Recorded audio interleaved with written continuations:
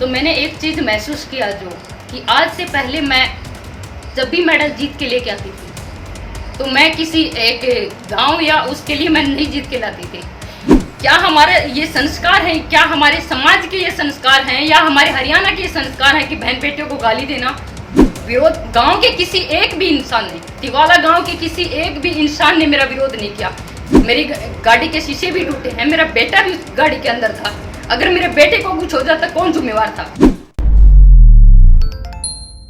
विपक्ष व फेसबुक वाले किसानों को समझाना मुश्किल है।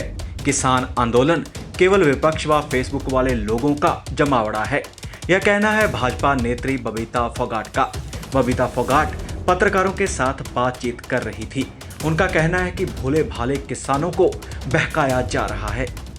आपने देखा होगा जो इतना नरम रवैया जो अपनाया हुआ है, जबकि ये लोग जो उपद्रव मचा रहे हैं, आप लोग भी देख रहे होंगे। मैं उपद्रवी ही कहूंगी जिन लोगों ने हमारे देश के तिरंगे को अपमान पहुंचाया है, और जो लोग इस तरह का उपवाद जो आप गांव-गांव में देख रहे होंगे, तो वो किसान नहीं हो सकते। आप आंदोलन कर सकते हैं, आपका हक है, आप अपनी बात रख सकते हैं, लेकिन एक सेकंड, हम भी अपनी बात रखने के लिए तैयार हैं, लेकिन तथ्य के साथ बात रख सकते हैं। अगर विरोध करना है तो एक हद तक, एक लिमिट तक आप विरोध कर सकते हैं। फिर किसान तो कह रहे हैं कि उसको कहाँ देख रहे हैं आप? किसान विरोधी कर रहे थे, लेकिन आपकी बीजेपी के विधायक ने खुद एक वीडियो सामने आया, वहाँ पर गालियाँ दी गई किसानों। अब मैं बात करती हूँ, मैं अभी आप लोगों ने भी देखा होगा, मैं दादरी गाँव के अंदर गई, तो मैंने एक चीज़ महसूस किया जो कि आज से पहले मैं जब भी मेडल जीत के लेके आती थी तो मैं किसी एक गांव या उसके लिए मैं नहीं जीत के लाती थी, किसी एक समाज के लिए मैं मेडल नहीं जीत के लाती थी। लेकिन तकलीफ होती है कि जिन लोगों ने इतना प्यार, इतना सम्मान दिया है, आज अगर मुझे उनके बीच में जाते हुए जब मुझे गालियां सुननी पड़ती हैं, मेरे बच्चे के ऊपर मुझे सुनना पड़ता है, मेरे माँ बाप के लिए मुझे सुनना पड़ता है, तो मैं देखती हूँ कि हमारा समाज जो है वो किस तरफ बढ़ रहा है। क्या बीती होगी उस माँ बाप के ऊपर, क्या बीती होगी उस भाई के ऊपर जो अपनी बहन को गाली देते हुए देखते होंगे, बहन को गाली देते हुए सुनते होंगे। क्या हमारा समाज आज बहन बेटियों की इज्जत से बड़ा हो गया? क्या हमारे ये संस्कार हैं, क्या हमारे समाज के ये संस्कार हैं या हमारे हरियाणा के ये संस्कार हैं कि बहन बेटियों को गाली देना, उनके ऊपर लाठियां चलाना? मैं वहाँ की रहने वाली हूँ, वहाँ की बेटी हूँ, मैं अपने घर में कभी भी जा सकती हूँ। और आप लोगों ने देखा होगा कि मैं जो भी प्रोग्राम करके आई हूँ, तिवाला गांव की मैं आराम से मैं प्रोग्राम करके तिवाला गांव से निकल, मैं रुबाई रोड में जा रही थी, वहां पे उन लोगों ने रोककर विरोध किया है। विरोध गांव के किसी एक भी इंसान ने, तिवाला गांव के किसी एक भी इंसान ने मेरा विरोध नहीं किया। अच्छी तरह से सफलतापूर्वक मैं प्रोग्राम करके आई, और बहुत सम्मान, इतना प्यार मुझे दिया है। जो मुझे मेडल जीते हुए जितनी खुशी होती थी, जो प्यार मुझे मिला था, वो प्यार मुझे उस गांव ने दिया है। लेकिन जब मैं अपने रास्ते से अपने घर जा रही थी वापिस, जबकि कोई मेरा आगे कोई प्रोग्राम थे वो खत्म कर चुकी थी, तो बीच में गाड़ी रोक के उन लोगों ने जिस तरह डंडे बरसाए, मेरी गाड़ी के शीशे भी टूटे हैं, मेरा बेटा भी गाड़ी के अंदर था। अगर मेरे बेटे को कुछ हो जाता कौन जिम्मेवार था? बीजेपी और जेजेपी से भी नेताओं को विवाह से पहले आपका विवाह, क्या मानते हो? लगातार किसान सभी नेताओं को घेर रहे हैं। देखिए, मेरा ये मानना है कि यहाँ पे अब से पहले आंदोलन हमने भी देखे हैं, और हिस्ट्री भी पढ़ी हमने आंदोलनों की, और आप लोगों ने भी देखे होंगे। अब से पहले आंदोलन होते थे, मुद्दे के ऊपर होते थे, लेकिन अब मैं देख रही हूँ कि पहले जैसे कि किसान आंदोलन था, या पहले भी किसान आंदोलन हुए हैं, और अभी एक है किसान आंदोलन और एक है विपक्ष आंदोलन और फेसबुक आंदोलन। तो इन दोनों में हमें जो डिफरेंस है वो हमें समझने की जरूरत है। एक तो है खेत वाला किसान और एक है विपक्ष और फेसबुक वाला किसान। तो उनके बीच हमें चीज़ समझने की जरूरत है। जो असली किसान है, जो खेत जोतता है, जो काम करता है खेत के अंदर, मान लो हमारे घर में है कोई बहन भाई है या कुछ भी, अगर माँ बाप हमें कह देते हैं कि चल बेटे खेत में चल के हाथ बटा दे, तो वो कहेंगे टाइम नहीं।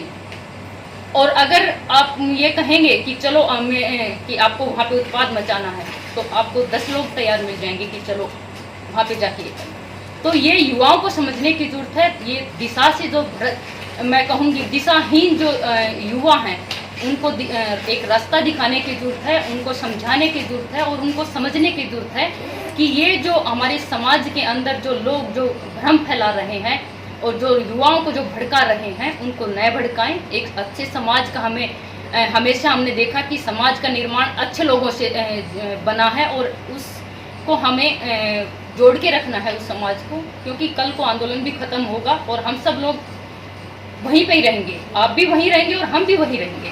लेकिन ऐसा ना हो कि इस आंदोलन के दौरान कि आप लोग एक दूसरे से नजर मिलाना सकें। रोहिता जी, आपने कहा कि युवाओं को भड़काने की कोशिश की जा रही है, लेकिन 6 महीने से किसान दिल्ली की सीमाओं पर हैं। एक 26 तारीख को छोड़कर अभी तक ऐसा वहाँ पर कुछ नहीं हुआ जिसको हम ये कहें कि किसान आंदोलन भड़का है। तो क्या ये भटके हुए और क्या ये भटके हुए किसान है या फिर किसान ही बैठे हैं? आप मेरे को ये बताइए कि 26 आंदोलन को, उससे पहले किसान आंदोलन ही चल रहा है ना, और 26 तारीख को जो हमारे देश के ऊपर आप लोगों ने देखा किस तरह तिरंगे का अपमान किया गया है, तो वो किसने किया? किसान आंदोलन, जो किसान नेता थे वो लीड कर रहे थे, तो उन्होंने जिम्मेवारी क्यों नहीं ली इस चीज की? जिम्मेवारी किन की बनती है? अगर हम लीड कर रहे हैं किसी भी चीज को तो हमारी जिम्मेवारी बनती है उसको संतुलन में बना के रखना, उसका डिसिप्लिन बना के रखना और उसको पथ से भ्रष्ट मैं कहूँगी पथहीन ना होने देना, ये हमारी जिम्मेवारी है। और आप कह रहे हो कि 26 तारीख के बाद आपने देखा भी होगा बंगाल के से जो युवती लेके आए थे उनके साथ क्या हुआ है। उसके बाद वो भी तो किसान खुद प्रेस कॉन्फ्रेंस करके ये कहा है कि इतनी बड़ी भीड़ में अगर कुछ गलत हुआ तो संयुक्त किसान मोर्चा ने निकाल दिया ना, खुद उन्होंने आरोपियों को पकड़वाया है, खुद संयुक्त किसान मोर्चा ने एफआईआर करवाई इस मामले में। देखिए वो तो उसके पिता ने करवाई, जब लड़की के पिता इनकार कर चुके थे। हाँ जी, लड़की के पिता इनकार अगर कर चुके लड़की थे, के पिता संयुक्त किसान मोर्चा ने ही एफआईआर करवाई। पहले सुन ही लीजिए कि अगर लड़की के पिता ने अगर मना किया होता तो फिर वो बाद में फाइट क्यों करवाते, और अगर करवा दी तो आज वो लोग कहाँ पे हैं, गिरफ्तार क्यों नहीं करवाया गया? ये तो सरकार की कोई जिम्मेदारी नहीं है। कोई जिम्मेवारी इतनी बड़ी घटना सरकार ने तो देखिए कमेटी बनाई हुई है, सरकार अपनी जिम्मेवारी निभा रही है, प्रशासन अपनी तरफ से फुल जोर लगा के अपने पूरी प्रयास कर रहे हैं। जैसे आपने 26 जनवरी की बात करी, 26 जनवरी को तिरंगे का अपमान किया गया, सारा चीज हुआ, सरकार की जिम्मेदारी नहीं बनती थी क्या? उसके बाद सरकार ने ये जो आप ये कर रहे थे उसके ऊपर कार्रवाई क्या हुई, क्यों नहीं कार्रवाई की गई? तो वही चीज है ना कि लोग उसको भड़का रहे हैं। उस सरकार डरी हुई है। एक मिनट, सरकार डरी हुई नहीं है, इसको आप डरे हुए नहीं कह सकते। ये है एक संतुलन बना के कि किसानों की बात भी सुनी जाए और प्रशासन सारे किसानों मुद्दे में वापस हुए हैं, वापिस लिए हैं। सरकार ने बातचीत की है, कोशिश सरकार यही कर रही है कि समझ जाएं, विपक्ष उसको उन लोगों को ना भड़काए और वो विपक्ष उनको समझने की जरूरत है। किसान, मैं बार बार कह रही हूँ कि किसान आंदोलन को किसान आंदोलन ही रहने दें, उसको राजनीतिक अखाड़ा ना बनने दें। CMMI की रिपोर्ट आई है कि पूरे इंडिया में हरियाणा दूसरे नंबर पे हो गया बेरोजगारी में, तो हर तीसरा युवा बेरोजगार है, तो उसको लेकर आपका अब ये बताइए, मैं 12वीं पास करके बैठी हूँ और कोई मेरे को कहेगा कि मेरे को नौकरी दिला, मैं फार्म नहीं भरूंगी, मैं कोई काम नहीं करूंगी। अब बहुत से लोगों की एक बार की मैं बात बता रही हूँ, तो ऐसे एक बार एक आदमी आया तो उन्होंने कहा कि मेरे बेटे को नौकरी लगवा दी। किस चीज़ में लगवा सकते हैं, क्या कर रखा उन्होंने, 12वीं तक कर रखी है, तो जी पेट्रोल पंप पर है भाई, उसको लगा सकते हैं। हमारे बच्चे पेट्रोल पंप पे नहीं लगे, हमारे बच्चे ने 12वीं कर रखी है, फार्म वो नहीं भरता, आगे कुछ वो खुद नहीं करना चाहता। जो भी जो काम है, चाहे वो झाड़ू पोछे का हो, चाहे वो किसी जॉब को लेके, चाहे वो पढ़ाई को लेके, किसी भी काम होता है और उसका सम्मान करना चाहिए। मैडम क्या हरियाणा में बच्चे शिक्षित नहीं है? प्रतिभा की कमी है, जो अब यूपी के भी लगे थे, जैसे पीछे SC के अंदर भी और भी एक मामला आया था। क्या प्रतिभा की कमी मानते हो आप हरियाणा के अंदर? देखिए, प्रतिभा की कमी नहीं है, उसको निखारने की जरूरत है और हमें पहचानने की जरूरत है।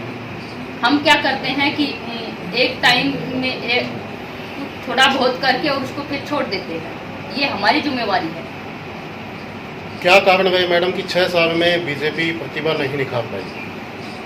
प्रतिभा कैसे नहीं निखार पाई? आपने कहा ना प्रतिभा को निखारना कैसे नहीं निखार पाई, आप बताइए। 6 साल के अंदर आप देखेंगे स्पोर्ट्स के अंदर कितना अच्छा, आज से पहले कभी पॉलिसी के अंदर जिस तरह का भेदभाव होता था कि एक नेशनल लेवल के खिलाड़ी को आपने सब इंस्पेक्टर लगा दिया और सेम आपने एक कॉमनवेल्थ मेडलिस्ट को भी इंस्पेक्टर लगा दिया, तो वो तो आपने दोनों खिलाड़ियों के बीच में ही आपने झगड़ा कर दिया, उनके बीच में ही ये तो आपने लड़ाई करवा दी। तो अभी एक साफ सुथरी पॉलिसी है कि आपका ये मेडल है तो आपको ये जॉब मिलेगी और आप फार्म अप्लाई करें और आप देख सकते हैं, खुद देख सकते हैं कि आपका किस कैटेगरी के अंदर आपका बनता है और उस कैटेगरी के हिसाब से आप। मैडम भर्तियां होती हैं, आप लोग करते भी हैं, प्रदेश सरकार करती भी है, लेकिन बार बार वो रद्द भी कर दी जाती हैं। क्या ऐसा कांड रहता बहुत सारा? आपने देखा भी होगा अभी कि ओलंपिक के लिए जो स्टेट की जो पॉलिसी है कि ओलंपिक कोटा जो भी खिलाड़ी पा जाते हैं तो उनको ओलंपिक में तैयारी के लिए, ओलंपिक की तैयारी के लिए उनको 5 लाख एडवांस में दिए जाएंगे। मैम उनके अकाउंट में जा चुके हैं। मैम आप एक स्पोर्ट्स पर्सन हैं, हमें पूरे वर्ग की बात कर रहे हैं क्योंकि आप राजनीति के अखाड़े में कूद चुकी हैं और लगातार सक्रिय भी हैं। हम एज ए स्पोर्ट्समैन आपसे बात नहीं कर रहे, हम एक राजनीति के एंगल से आपसे बात कर रहे हैं कि राजनीतिक स्तर पर आप क्या देखते हैं कि हरियाणा दूसरे नंबर पर जाकर टिक गया है, कि बेरोजगार इतनी ज़्यादा है। आप कह रहे प्रतिभाओं की कमी है, उसको निखारने की आवश्यकता, फिर ऐसी कमी कहाँ रह गई? बच्चे second number, Haryana second number पर पहुँच गया। देखिए वो तो देखिए हम लोग, वही तो मैं बता रही हूँ, सरकार अपनी तरफ से पूरी कोशिश कर रही है।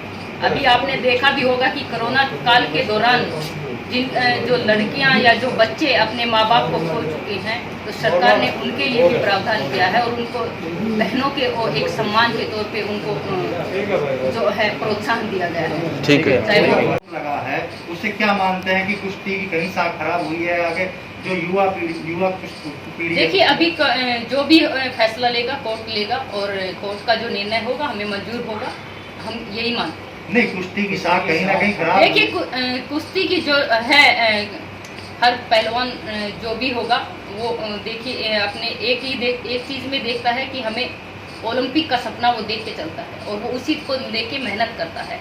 अगर कहीं भी कोई खिलाड़ी की वजह से या हमारी वजह, किसी को भी अगर कहीं चोट पहुँचती है तो देखिए वो सबको चोट पहुँचती है, किसी एक को चोट नहीं पहुँचती। मैम हमारा एक सवाल है कि जब बातचीत चल रही थी किसानों के साथ, 4 जत्थेबंदी जा रहे थे, उस समय पे केंद्रीय मंत्री ने ये कहा कि हम खुद मान रहे कि कमी रही है, 80% तक हम लंबी बातचीत दौर रहेगा।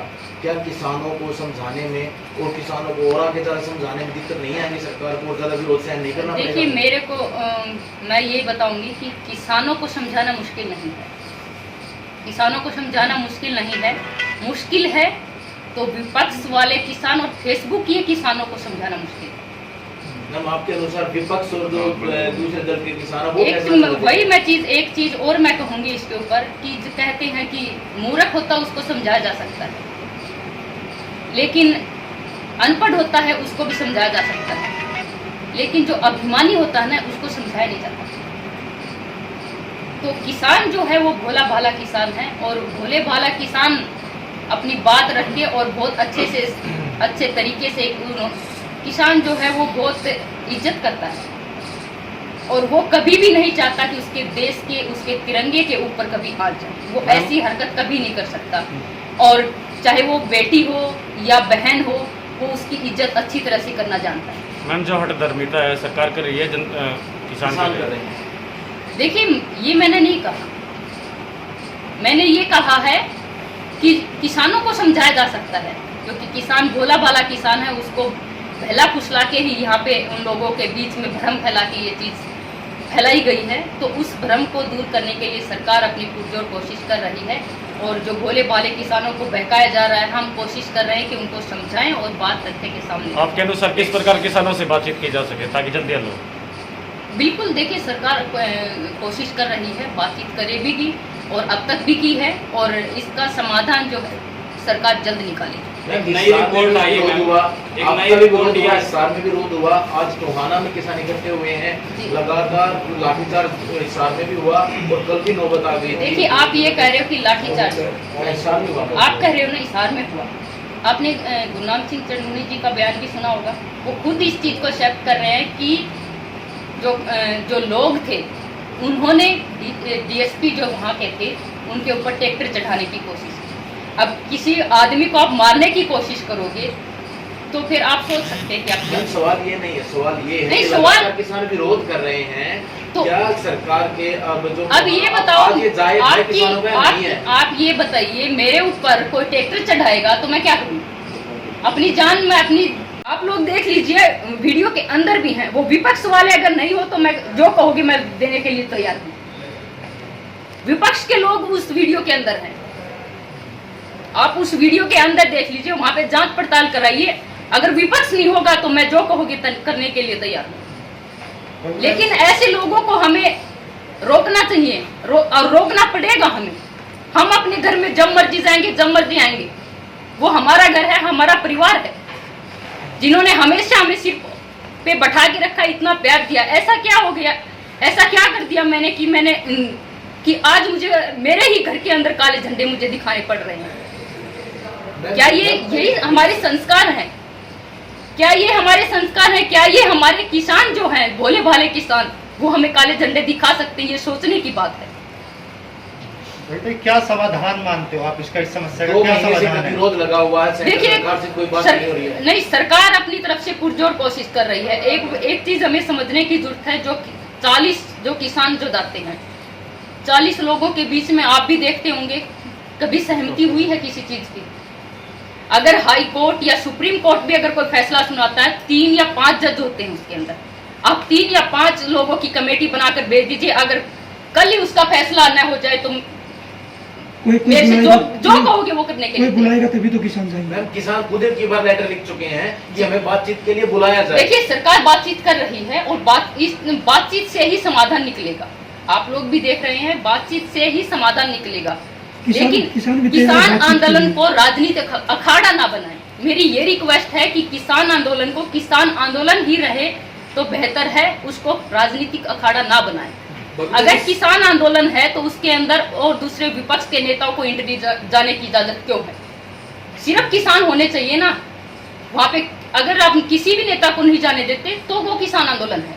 आप विपक्ष को बुला रहे हैं, आप किसी भी कांग्रेस के नेता के लीडर को बुला रहे हैं वहां पे, और आप दिखा रहे हैं कि साफ तौर पे राजनीति है। मैम, ये तरफ से कोई कमी है कि किसानों की कोई कमी है? कमी देखिए, कमी जो भी होगी तो बातचीत से ही वो सुलझ सकती है वो चीजें, और बातचीत से ही इसका समाधान है। अगर कोई चीज हमें ठीक नहीं लग रही तो हम एक दूसरे से डिबेट करेंगे, तथ्य के ऊपर डिबेट करेंगे।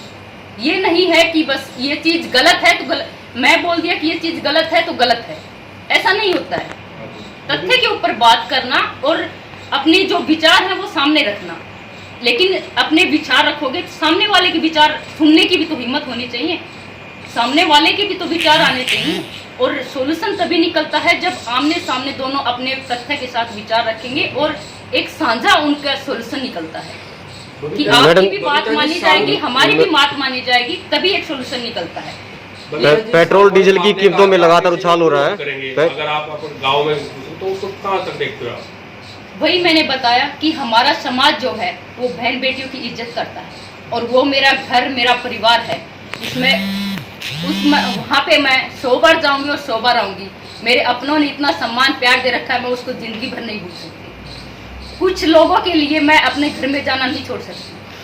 मैडम, पेट्रोल डीजल की कीमतों में लगातार उछाल हो रहा है, और जैसे रसोई गैस पे भी ये कहते हैं शुरुआती तौर पर हर घर तक रसोई पहुंचा दी गई, लेकिन अब जो रेट हैं वो आसमान को छू रहे हैं। देखिए, पार्टी जो है वो अपने अच्छे तरीके से काम कर रही है, और ये कोरोना का दौर है, हम सब लोगों को एक साथ मिलकर एकजुट होकर इससे लड़ने की, इस महामारी से लड़ने की जरूरत है। और यहाँ पे हम राजनीति, इस टाइम पे अगर हम राजनीति करते हैं तो ये सबसे छोटी हमारी मानसिकता है। मैम, आम आदमी राजनीति कहाँ करता है? आम आदमी तो अपनी रोजी रोटी की तलाश में जुगत में। आम आदमी की बात नहीं कर रही मैं, राजनीति मेरा सवाल आपसे ये है, पेट्रोल डीजल की कीमतों में लगातार उछाल हो रहा है और एलपीजी गैस भी लगातार शिखर पर पहुंच रही है। देखिए, सरकार ने जो है वो हर घर, हर रसोई तक गैस सिलेंडर पहुंचाने की उनकी कोशिश है, और वो पहुंचाए जाएंगे। और जो लोगों को जो सब्सिडी वगैरह दी जाती है, गैस सिलेंडर पे भी दी जाती है सारी तरह से।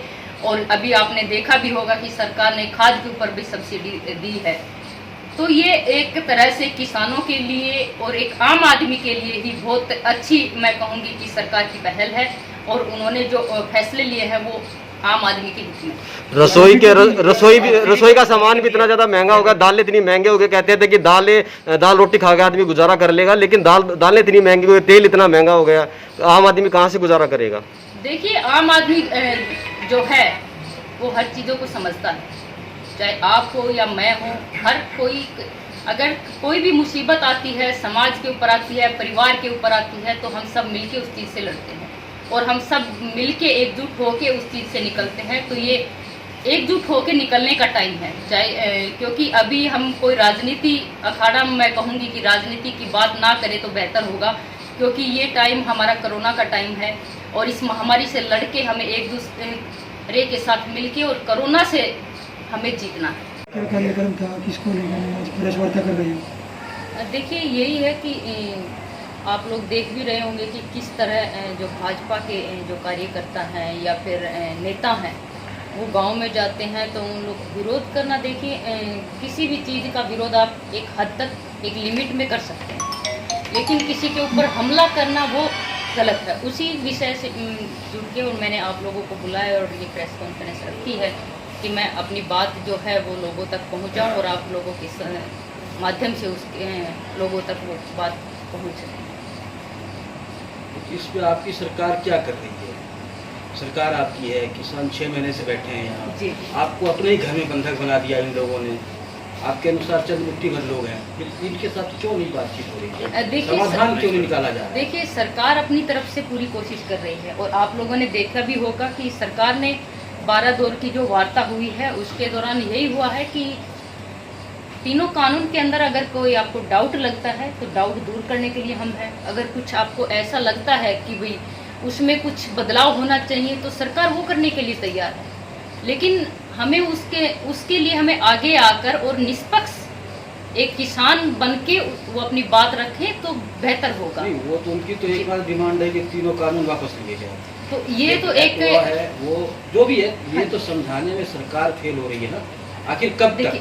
सरकार देखिए समझा रही है, सरकार ने अपनी तरफ से जो चीज़ें थी, जो भी कहीं डाउट था, वो सबके सामने रखा है कि ये विषय है। और इसमें आपको जिन चीज़ों आपने भी देखा होगा और हमने भी देखा है कि शुरू में जब तीनों कृषि कानून बिल आए उसके बाद लोगों की सिर्फ 2 ही मांगे थी, तो जिन चीज़ों पे उनको डाउट था। एक डाउट ये था कि भाई MSP ख़त्म हो जाएगी, दूसरा ये था कि मंडियाँ ख़त्म हो जाएगी, और तीसरा उनके बीच में जो भ्रम फैलाएगा कि आपकी ज़मीन चली जाएगी। तो ये तीनों चीज़ दूर करने के लिए सरकार ने निष्पक्ष तौर से अपनी बात समक्ष रखी और साफ तौर पे कहा कि जो MSP के लिए आपको जो डर है वो डर आपका निकालने के लिए हम तैयार हैं। मंडियों को लेके आपको जो डर है वो निकालने के लिए तैयार, हम लिख के देने के लिए तैयार हैं। तो फिर किस चीज़ में रुका हुआ? बता दें कि किसान आंदोलन के चलते भाजपा नेताओं के बयान अक्सर ही सामने आते हैं, वहीं किसानों द्वारा भी भाजपा नेताओं का घेराव जारी है। अब देखना होगा कि किसान नेता बबीता फोगाट के इस बयान का क्या जवाब देते हैं।